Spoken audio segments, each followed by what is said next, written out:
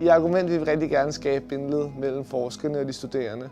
Fordi vi oplever, at vi har rigtig mange forskere, som er enormt passionerede, og samtidig har vi rigtig mange studerende, der rigtig gerne vil engagere sig i juraen og den forskning, der ligger bag.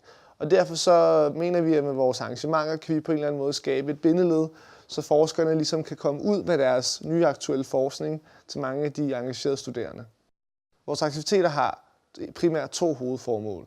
Det ene er at engagere de studerende rent socialt, og det andet er at engagere dem rent fagligt.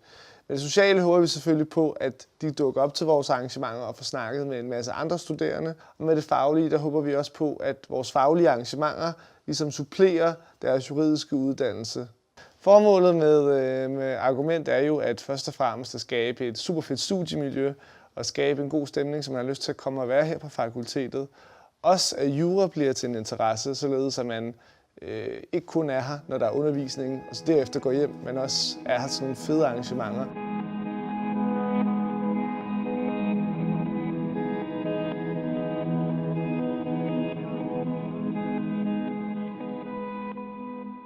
The purpose of the course, How to Start a Startup, or the Law of Startup Companies, is to prepare our students for changing legal environment and changing legal industry. Because we believe that they need to remain competitive, not only on the Danish market, but really on the global market.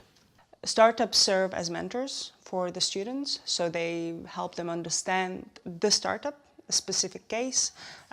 They help them understand the vision of the startup, right? Because it's still a very small, usually business or project or idea, really.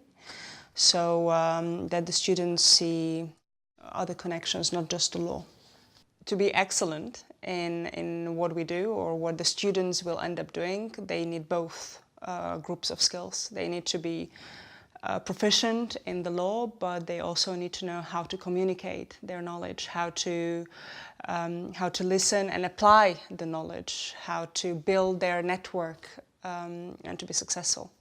So we want our students to really distinguish themselves from the others, to understand law in greater context, to see the business rationales, the economic rationales, to be able to provide really good advice at the end of the day. How to Start a Startup, or the Law of Startup Companies, materializes the vision of the university and brings the activities of the faculty closer together with the activities of the society.